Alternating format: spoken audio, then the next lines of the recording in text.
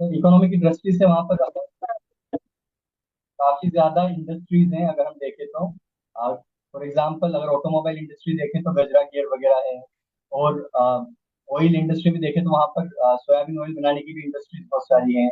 और दूसरा टूरिज्म के पर्सपेक्टिव में भी अगर हम देखें तो वहाँ पर चामुंडा माता का मंदिर है, जो कि उसे भी हम इकोनॉमिकली काउंट कर सकते हैं। देवास में जो नोट प्रिंटिंग प्रेस है उसके बारे में बताइए कुछ। ये सर, वो 1976 में स्टेब्लिश की गई थी देवास में। और शायद उसको यहाँ पर बनाने का मेन मुद्दा ये रहा कि वो हमारे मध्य प्रदेश, हम देश के बीचों बीच जाते हैं तो सिक्योरिटी के पर्सपेक्टिव से भी यहाँ पर सेफ्टी के मेजर्स लिए जा सकते हैं। तो बेसिकली सर इतना मैं जानता हूँ। आपने ग्रेजुएशन दिल्ली यूनिवर्सिटी के किस कॉलेज से किया है? जी सर, रामलाल आनंद कॉलेज। अच्छा, तो ये रामलाल आनंद कौन थे? सर रामलाल आनंद एक फेमस वकील थे जिनका आजादी के टाइम पर उनका कंट्रीब्यूशन रहा है। लेकिन वो ऐसी पर्सनालिटीज में है कि जिनको बहुत ज्यादा लोग जानते नहीं, तो उनको कॉमेमोरेट मेमोरेट करने के लिए उस कॉलेज को बनाया गया था। तो ये जीडीपी, जीएनपी और एनएनपी क्या है ये? सर जीडीपी तो ग्रोस डोमेस्टिक प्रोडक्ट होता है। जीएनपी ग्रोस नेशनल प्रोडक्ट होता है। जी जी, हाँ जी। जी, जीएनपी ग्रोस नेशनल प्रोडक्ट होता है। और सॉरी, थर्ड क्या होता है आपने, जीएनएन? सॉरी सर, उसका मुझे आइडिया नहीं। कोई बात नहीं है। जवाहरलाल नेहरू जी के आपका जो उन्होंने फॉरेन पॉलिसी को बेस रखा था, तो क्या उन्होंने बेस रखा था फॉरेन पॉलिसी का? क्योंकि उस टाइम हम बैकग्राउंड अगर देखें तो हम रिसेंटली नए आजाद हुए थे 1947 में। तो हमारा प्राइमरी गोल था ये था कि हम किसी कॉलोनियल कंट्रीज के अंडर फिर से ना आए, यानी हम सॉवरेन और ऑटोनोमस रहे हमारी नेशनैलिटी में।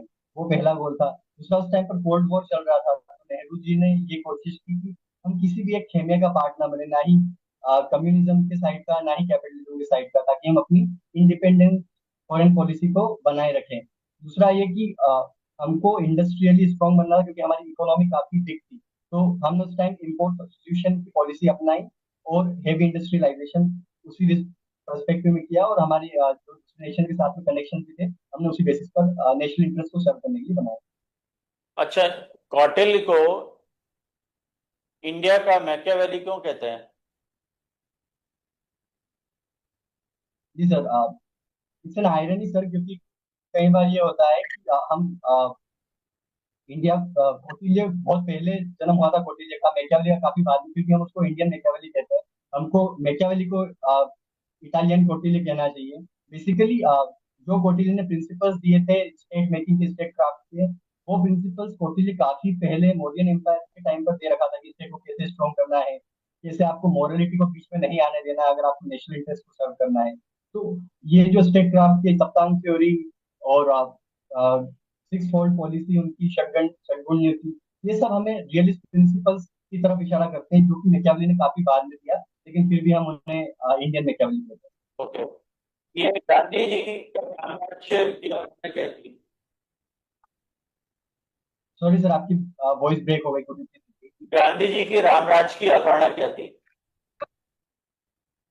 जी सर, रामराज से उनका मानना वैसा नहीं था कि हम जो ट्रेडिशनल जी के टाइम पे जैसा समय था, जैसी सोशल व्यवस्था थी वैसा। बट उनका मेन मानना ये था कि जो पर्सन हो, जो इंडिविजुअल, उसको स्वराज अटेन कर सके। और स्वराज से उनका मतलब सिर्फ इतना नहीं था कि पॉलिटिकली और इकोनॉमिकली हम इंडिपेंडेंट हो सके, बल्कि स्पिरिचुअल लेवल पर, इंडिविजुअल की सोल के लेवल पर हम इंडिपेंडेंट हो सके, हम स्पिरिचुअली फ्री हो सके, हम अपने डिसीजन खुद दे सके, डिसेंट्रलाइज मोड ऑफ प्रोडक्शन हो, decentralise mode of political rule हो। ये सब कॉन्स्टिट्यूएंट थे उनके रामराज्य के अंडरस्टैंडिंग। ये संपूर्ण क्रांति के बारे में किसने कहा था? जी सर, संपूर्ण क्रांति के बारे में जयप्रकाश नारायण जी ने कहा था। उनका कॉन्सेप्ट था कि सिर्फ एक एस्पेक्ट में क्रांति से काम नहीं चलेगा, हमको सातों एस्पेक्ट में क्रांति लानी होगी, which includes political, economic, personal and other things. Okay, Shivpal ji सुन पा रहे हैं मुझे? जी सर, सुन पा रहा हूँ। राष्ट्र और राज्य क्या दोनों एक ही है या अलग अलग है? नहीं सर, उनमें डिफरेंस है और बहुत गहरा डिफरेंस है। राष्ट्र का मतलब या नेशन का मतलब वो होता है एक इथिकल बॉन्ड होता है लोगों में। और स्टेट जो पॉलिटिकल कॉन्सेप्ट है। स्टेट फॉर्म में स्टेट, सॉरी सर, स्टेट का मतलब ये होता है कि आप पॉलिटिकली किस तरह से ऑर्गेनाइज है, आपका फॉर्म ऑफ गवर्नमेंट क्या है, आप किस तरह एक दूसरे स्टेट के साथ में इंटरेक्ट कर ले। लेकिन जो राष्ट्र होता है वो किसी बाउंड्री से डिफाइन नहीं करता है। वो ट्रेडिशनल कॉन्सेप्ट है जिसके अंदर हम कीथ एंड कीन की भावना होती है। हम एक दूसरे लोगों से कनेक्टेड रहते हैं, या अपनी हिस्ट्री हो सकती है, या कल्चर हो सकता है, या कोई भी ट्रेडिशनल रीजन हो सकता है, लैंग्वेज हो सकता है, जिसकी वजह से हम एक दूसरे से कनेक्टेड फील करते हैं। तो भारत एक राष्ट्र है कि राज्य है? सॉरी सर, आपकी आवाज नहीं। भारत एक राष्ट्र है कि राज्य है? भारत एक नेशन स्टेट है सर। राष्ट्र राज्य दोनों का जो कॉन्सेप्ट लगभग मॉडर्नाइजेशन की मॉडर्निटी के साथ में इमर्ज होता है कि हम एक नेशन भी है, हमारा अपना वे ऑफ लाइफ है, और हम एक स्टेट भी है। तो राष्ट्रीय सुरक्षा क्या है? National security. नेशनल सिक्योरिटी एक अगर हम ट्रेडिशनल अंडरस्टैंडिंग में इसको समझने की कोशिश करें तो वैसा होगा कि हम अपने स्टेट को बाहरी आक्रमण से या किसी और स्टेट से बचा सकें, या इंटरनली भी उसको किसी एस्पियोनाज वगैरह से बचा सकें। लेकिन ये एक लिमिटेड अंडरस्टैंडिंग है। मुझे लगता है सिक्योरिटी एक ब्रॉडर अंडरस्टैंडिंग होनी चाहिए, यहाँ पर हम सिर्फ आर्म्ड फोर्सेस के टर्म्स में ना सोचें, हम उसको एक ब्रॉडर तरीके से कि जैसे एक इंडिविजुअल सुरक्षा हो सकती है हेल्थ के टर्म्स में, उसकी पर्सनल लेवल पर, कम्युनिटी के टर्म्स में, कम्युनल वायलेंस से कैसे बचाया जा सकता है, तो उसको ब्रॉडर अंडरस्टैंडिंग समझने की जरूरत रक्षा और सुरक्षा एक ही बात है कि अलग अलग बात है? है। डिफेंस। सॉरी सर, आपकी आवाज कट गई थी। रक्षा और सुरक्षा एक ही है कि अलग अलग है? सर, मैं इसको समझ नहीं पा रहा हूँ कैसे आंसर करना है। अच्छा, चलिए कोई बात नहीं। ये संविधान संशोधन पढ़ा होगा आपने? भारत संविधान संशोधन। संशोधन, ठीक है ना? तो इसका उल्लेख किस अनुच्छेद में है? तो संविधान संशोधन का अनुच्छेद 368 में, 368 में। 368 में। अनुच्छेद 368 में कितने तरीके से संविधान में संशोधन करने की प्रक्रिया दी गई? यस, तीन तरीके से सर मुझे याद आ पा रहा है कि तीन तरीके से संविधान संशोधन करने की उसके अंदर yes, क्या तीन तरीकों का उल्लेख 368 में है? यस सर, तीन तरीके हैं, जिसमें एक दे रखा है कि कुछ ऐसे प्रोविजन है जिसको कुछ ऐसे प्रोविजन है जहाँ पर सिर्फ आपको स्टेट की मेजोरिटी, यानी कि सेंट्रल गवर्नमेंट की स्पेशल मेजोरिटी से पास कर किया जा सकते हैं कुछ प्रोविजन। कुछ प्रोविजन ऐसे हैं जिनको स्टेट की स्पेशल मेजोरिटी के साथ में, और जो डिफरेंट स्टेट है उनकी जो लेजिस्लेचर्स है उनमें भी मेजोरिटी ऑफ लेजिस्लेचर्स का उसका समर्थन होना चाहिए, उनमें पास होना चाहिए। Yes, sir. मैं बात ही आप करेक्ट कर लीजिएगा। ये बात ठीक है कि संविधान में तीन तरीके से संशोधन होता है: साधारण बहुमत से, विशेष बहुमत से, और विशेष बहुमत के साथ साथ आधे से अधिक राज्यों के समर्थन से। लेकिन अनुच्छेद 368 में केवल दो ही प्रावधान है: विशेष बहुमत, और विशेष बहुमत के साथ साथ आधे राज्यों के विधानमंडल से। साधारण बहुमत से संशोधन का कोई उल्लेख नहीं है 368। ठीक। और ये अभी तक भारत में गरीबी उन्मूलन के लिए कौन कौन से कार्यक्रम चलाए गए हैं? सर, अगर हम शुरू से देखें तो community development programme Nehru ji के टाइम पर चला गया था, जैसे पंचायत को कनेक्ट करके गरीबी को उन्मूलन किया जा सकता था। उस टाइम पर क्या, उसके बाद में इंदिरा गांधी जी के टाइम पर गरीबी हटाओ आंदोलन उन्होंने शुरू किया था। उनका भी प्राइमरी पर्पस था कि कैसे इंडस्ट्रियलाइजेशन था, जो नेहरू जी का भी पर्पस था कि इंडस्ट्रियलाइजेशन के साथ में हम कैसे गरीबी हटा सकते हैं और साथ में सेल्फ सफिशिएंट बना सकते हैं इंडिया को। उसके बाद में सर हमारी पॉलिसीज में चेंज हुआ 1990s के बाद में। तो एलपीजी की पॉलिसीज के बाद में हमने लिबरलाइजेशन पे फोकस कर दिया, और हमारा फोकस सर्विसेज पे ज्यादा चला गया। तो हमने कोशिश की कि ज्यादा से ज्यादा पॉपुलेशन सर्विसेज में आए, लेकिन स्टिल हम अभी भी 46% ऑफ हमारी पॉपुलेशन जो है वो एग्रीकल्चर में इन्वॉल्व है। तो हमें बेसिकली एग्रीकल्चर पर ज्यादा फोकस करना चाहिए, जो कि अभी करंट गवर्नमेंट कर भी रही है। लेकिन अब तक सर गरीबी काफी हद तक हम लोग गरीबी का सामना करना पड़ रहा है। अच्छा, जब से अमेरिका ने भारत पे टैरिफ बढ़ाया है, क्या इससे भारत और चीन के संबंधों पर कोई प्रभाव पड़ा है? अ, जी सर, जब से अमेरिका ने पहले 25 बढ़ाया, उसके बाद में फिर 25 करके 50% टेरिफ कर दिया। सो उसके बाद में हम इस 2017 या 2020 में जो भी हमारे रिश्ते खराब हुए चाइना के साथ में, हम ये सोच रहे थे कि उनको ठीक नहीं करेंगे, लेकिन जब से अमेरिका ने टेरिफ बढ़ाया है, हम एससीओ की समिट में गए, उनसे चीन के प्रेसिडेंट से हमारे मोदी जी ने मुलाकात की, काफी चीजों पर उन्होंने डिस्कशन किया। हालांकि हम अमेरिका का डायरेक्टली अपोज नहीं कर रहे हैं, हम उनके टेरिफ को हमने रेसिप्रोकेट नहीं किया है, लेकिन हम ये बताना चाह रहे हैं अमेरिका को कि हमारे पास और भी ऑप्शन है, और जो सिर्फ अमेरिका लाइक हमको डरा नहीं सकता है टेरिफ की वजह से, वो हमारी अभी पॉलिसी है।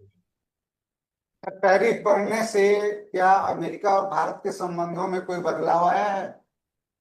अगर आया है तो क्या आया है? सर इकोनॉमिकली काफी नुकसान हुआ है हमको, क्योंकि हम जो लोग पर्टिकुलरली जो हमारा टेक्सटाइल इंडस्ट्रीज थी, उनमें हमको नुकसान हो रहा है। उस वजह से इकोनॉमिकली हमको सेटबैक लग सकता है थोड़ा। और दूसरा ये कि ट्रम्प ने खुद अभी थोड़े दिन पहले इस चीज को एक्सेप्ट किया है एक इंटरव्यू में कि टेरिफ लगाना मुश्किल था, उस वजह से इंडिया और हमारे बीच में काफी ज्यादा जो रिश्ते हैं वो खराब हुए हैं। तो सर चेंज तो हुआ है सर, एक नेगेटिव इमेज क्रिएट हो रही है अमेरिका की इंडिया के। कौटिल्य का सप्तांग सिद्धांत क्या है?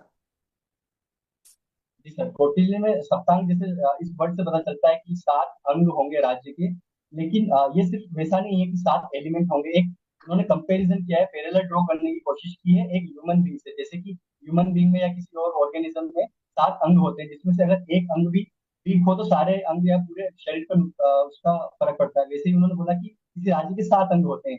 इसके अंदर होता है किंग, अमात्य, जनपद, दुर्ग, कोश, मित्र और दंडा। उन्होंने बोला ये 7 एलिमेंट होते हैं किसी भी राज्य को स्ट्रॉन्ग स्टेट बनाने के लिए। अच्छा, कौटिल्य की विदेश नीति और कूटनीति एक ही है कि अलग अलग है? विदेश नीति और कूटनीति क्या ये सुन पा रहा हूँ आपको? एक ही है कि अलग अलग है? आ, मुझे लगता है सर दोनों का उसमें मिश्रण है। विदेश नीति में भी वो लोग अपने, क्योंकि कौटिल्य का पर्पस ये रहा है कि कैसे अपने राज्य को स्ट्रॉन्ग बनाया जा सके, कैसे जो विजिगिशु है या जो किंग है वो अपने इंटरेस्ट पूरे कर सकता है। तो अगर विदेश नीति में कूटनीति भी डिप्लोमेसी जो है उसका उपयोग किया जा सकता है, तो कई बार उन्होंने जो हमको आज के टाइम में हमको डिप्लोमेसी के कई सारे प्रिंसिपल्स मिलते हैं। फॉर एग्जाम्पल किसी को शाम दाम दंड भेद, जो कौटिल्य ने स्पेसिफिकली बताया अर्थशास्त्र में, वो चीजें उन्होंने इंक्लूड करने की कोशिश की है। तो फॉरेन पॉलिसी को किसी भी तरीके से अपना इंटरेस्ट पूरा करने के लिए डिप्लोमेसी का उपयोग किया जा सकता है। हालांकि जो कॉन्सेप्ट है डिप्लोमेसी का और फॉरेन पॉलिसी का वो अलग अलग है, लेकिन दोनों का मिश्रण हमको देखने को मिलता है। अच्छा, नेहरू की विदेश नीति क्या? जी सर, जवाहरलाल नेहरू की विदेश नीति के कुछ प्रिंसिपल्स थे। पहला तो ये कि इंडिया को, क्योंकि रिसेंटली डीकोलोनाइज हुआ था, तो हमको इंडिपेंडेंट और ऑटोनोमस रहना था, सॉवरेन रहना था। हम किसी दूसरी कंट्री के अंडर हमें नहीं जाना था, इसीलिए हमने कोल्ड वार से दूर रहने की कोशिश की, और उसी के बेसिस पे नेहरू ने नॉन अलाइनमेंट पॉलिसी को अपनाया, और फिर बाद में वो जाकर के नॉन अलाइनमेंट मूवमेंट में चेंज हुआ। उसके बाद में हमारी ये पॉलिसी रही थी कि साउथ साउथ कोऑपरेशन हो, जो साउथ की कंट्री से, जैसे कि उसके बाद में हमने चाइना के साथ में भी पंचशील अग्रीमेंट किया, ताकि, और उसके बाद में जो नेपाल है और भूटान है, यानी जो भी हमारे साउथ की और हमारी जो नेबरिंग कंट्रीज है, उनके साथ में अच्छे रिश्ते बनाने की कोशिश की हमने। जी सर। शिवपाल जी, अगर हम प्राचीन भारतीय राजनीतिक की बात करें तो उसमें कौटिल्य के क्या विचार हैं राजनीति से संबंधित? जी सर, राजनीति से सर उनका पहला एस्पेक्ट तो जैसे उन्होंने फॉरेन पॉलिसी का सबसे इम्पोर्टेंट कॉन्सेप्ट दे रखा था कि फॉरेन पॉलिसी कैसे डील करनी है, आपको अपने इंटरेस्ट कैसे पूरे करने हैं। वहीं पर उन्होंने वॉर के बारे में भी बता रखा, अलग अलग वॉर के टाइप्स भी उन्होंने दे रखे हैं। और उन्होंने उसके बाद में फॉर एग्जांपल वॉर की अगर हम टाइप्स की बात करें तो उन्होंने सॉरी सर मुझे याद नहीं आ पा रहा है अभी वॉर के टाइप, चलिए बट उन्होंने कोई बात नहीं। जो परिवर्तन के सिद्धांत में लेनिन का क्या कहना है?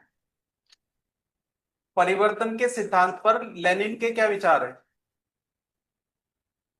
अ, परिवर्तन या ट्रांस या के विचार की अगर बात करें हम, तो लेनिन ने कहा है कि जैसे मार्क्स से उन्होंने थोड़ा सा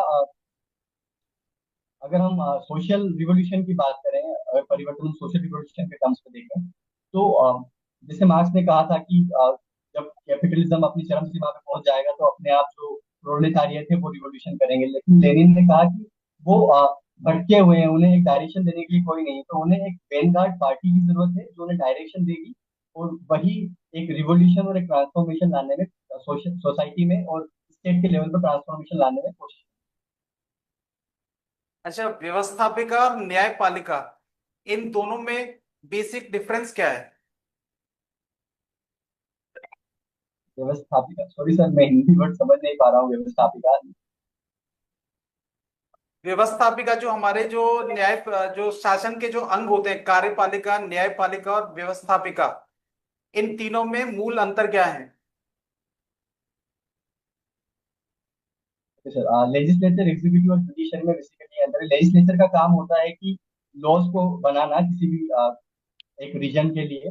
एग्जीक्यूटिव का जो मेन फंक्शन होता है उन लॉज को इम्प्लीमेंट करना, और जुडिशरी का होता है कि लॉ एंड ऑर्डर मेंटेन करना, और जो भी जैसे इंडियन कॉन्टेक्स्ट में हम देखें तो जो भी लॉ बनाए जा रहे हैं, इम्प्लीमेंट किए जा रहे हैं, अगर उनमें कोई कमियां हैं, खामी है, तो उसको जुडिशरी डील करती है उनके साथ में, उनको चैलेंज करती है, न्याय देती अच्छा, ये सार्क क्या है?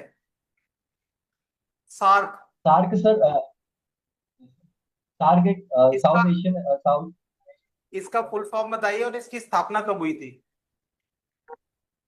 South Asian association for regional cooperation, इसका फुल फॉर्म है सर, और इसकी स्थापना 1985 में हुई। ठीक है। बेसिकली इसके अंदर सर इसके आसियान कंट्रीज क्या होते हैं? आसियान कंट्रीज में कौन कौन से देश शामिल है? आसियान कंट्रीज में बेसिकली 10 कंट्रीज शामिल है, जो कि हमारे ईस्टर्न साइड में, इंडिया के साउथ ईस्टर्न एशियन साइड में आती है। For example Indonesia, Malaysia, Singapore, Thailand, Myanmar, Vietnam. चलिए, मेरा आपसे अंतिम प्रश्न है, महिलाओं का भारतीय मध्य प्रदेश की राजनीति में क्या योगदान है? अ, ये सब योगदान तो है, लेकिन अब तक अगर इस चीज को हम सच्चाई से बताएं तो अब तक ज्यादातर महिलाओं, हमारी मध्य प्रदेश की राजनीति में ज्यादा महिलाओं ने पार्टिसिपेट नहीं किया है आज तक।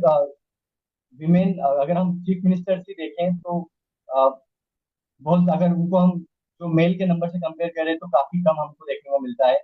उमा भारती जी को छोड़कर और कोई हमको एक महिला चीफ मिनिस्टर नहीं देखने को मिलती है।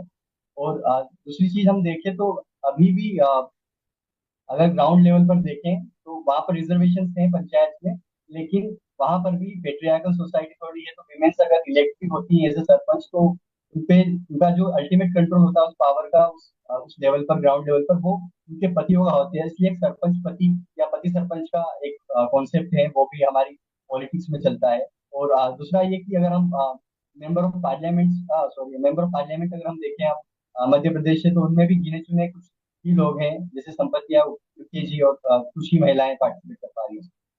चलिए, ठीक है सर। शिवपाल जी, सर, अभी वर्तमान में विपक्ष को लेकर जो ऑपोजिशन लीडर हैं उनको लेकर एक नेगेटिव धारणा बनी हुई है कि विपक्ष विकास में एक बाधा का रूप है। तो आप विपक्ष की भूमिका को किस प्रकार देखते हैं? सर डेमोक्रेसी में ऑपोजिशन की जो पोजीशन है वो सबसे ज्यादा इम्पोर्टेंट है, क्योंकि अगर कोई भी पार्टी पावर में आती है तो उसको डेमोक्रेटिकली एक लेजिस्लेचर के अंदर चैलेंज करने के लिए सबसे स्ट्रॉन्ग फोर्स ऑपोजिशन का होता है। अगर गवर्नमेंट की कोई पॉलिसी गलत लगती है तो उसे, और जनता को भी अगर वो गलत लगती है तो उसका जो ऑपोजिशन है वो लेजिस्लेचर कर सकती है। तो एक तरह से एक बैलेंस बनाने की कोशिश करती है ऑपोजिशन पार्टी, ताकि जो भी सत्ता में जो भी पार्टी हो वो एक ऑथोरिटेरियन फॉर्म ना ले ले। इसलिए सर ऑपोजिशन का रोल बहुत ज्यादा जरूरी है। भारत में कुछ राज्यों में नक्सली समस्या, नक्सलवाद बहुत ज्यादा देखा गया है। इसके कारण क्या है? क्या उनकी मांगे हैं? क्या समस्या है?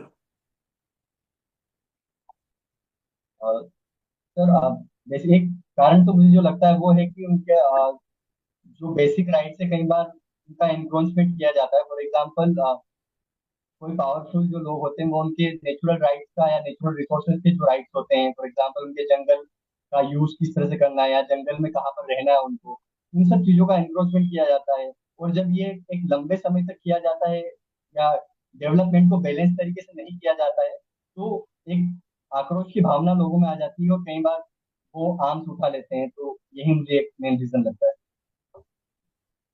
भारत की विदेश नीति को आप किस प्रकार देखते हो? विदेश नीति को सर अगर मैं भारत की देखना चाहूँ तो उसको दो तरीके से समझ सकते हैं। कुछ ऐसे एलिमेंट्स है जो कि स्थिर हैं आजादी के बाद से ही, कुछ ऐसे एलिमेंट हैं जो कि समय समय के साथ में हमने चेंज होते रहे हैं। फॉर एग्जाम्पल अगर हम स्थिरता की बात करें, स्टेबल पॉइंट्स की बात करें, तो फॉर एग्जाम्पल अभी हमेशा से ये चाहते हैं कि इंडिया एक ऑटोनोमस सॉवरेन और स्ट्रेटेजिक पॉलिसी बनाने की पोजीशन में रहे। किसी भी एक कंट्री के कंट्रोल में ना रहे। हम अपनी पॉलिसीज जो भी फॉरेन पॉलिसी बनाते हैं उसको इंडिपेंडेंट तरीके से हमारे नेशनल इंटरेस्ट सर्व करने के लिए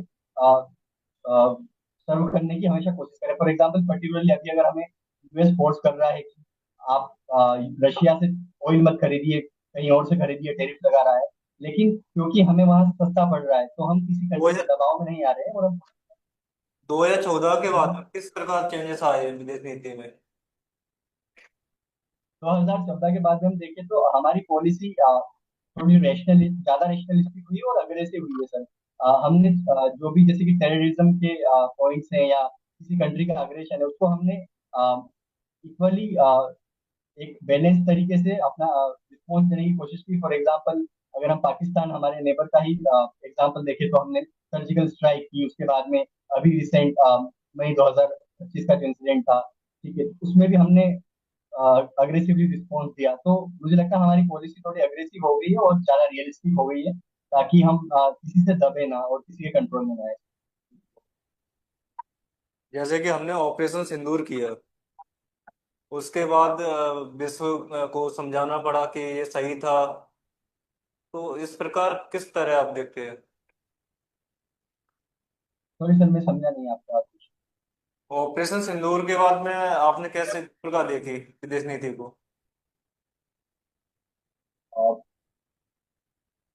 बेसिकली हमने अगर हम, क्योंकि ऑपरेशन सिंदूर पाकिस्तान के साथ में था तो हम उन्हीं के रिस्पेक्ट में डिस्कस कर सकते हैं इस चीज को।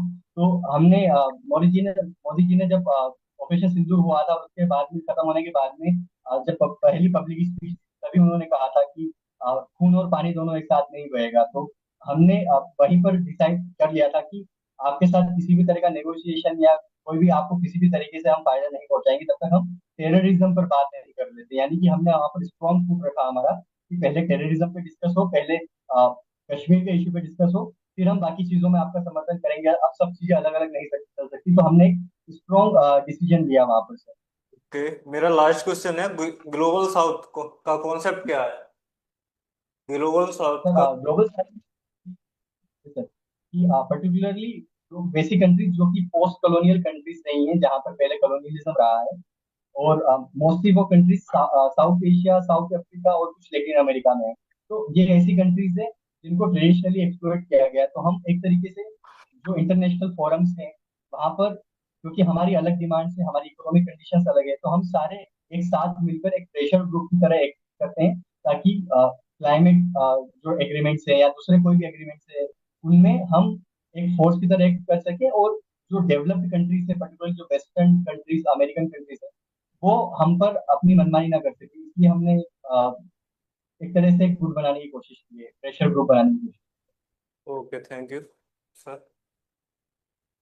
शिवपाल जी, कैसा लगा आपको? तो मुझे तो ठीक लगा। आई गेस कुछ क्वेश्चन का आंसर नहीं कर पाया मैं, क्वेश्चन अटक गया, शायद कॉन्फिडेंस कम रहा हो। कोई बात नहीं है, आपका फर्स्ट मॉक था ना ये तो? सेकंड। पर थर्ड मौके मेरा, दो मैंने पहले दे दिए हैं, ये थर्ड। एक पहले आप दे चुके हैं ना? हाँ, ठीक है ठीक है।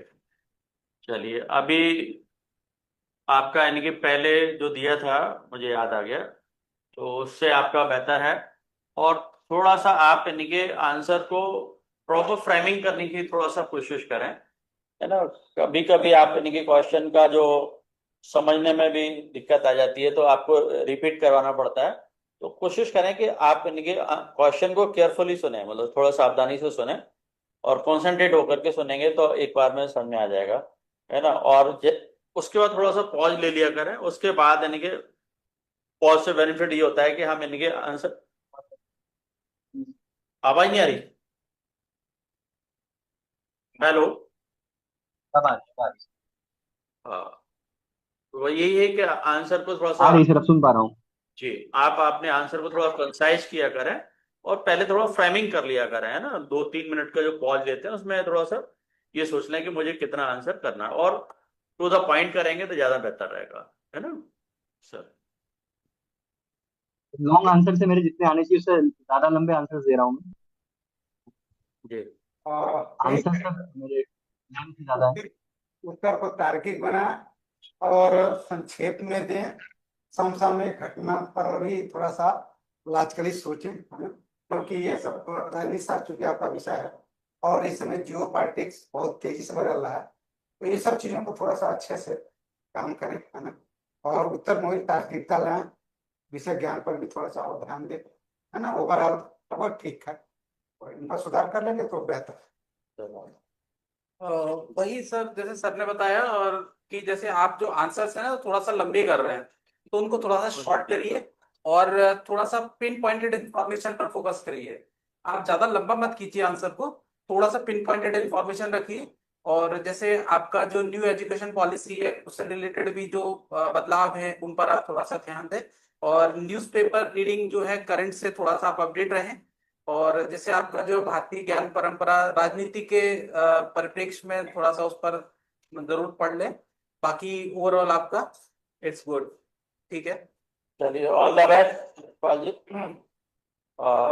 ठीक है, लॉग आउट हो जाएगी। ओके।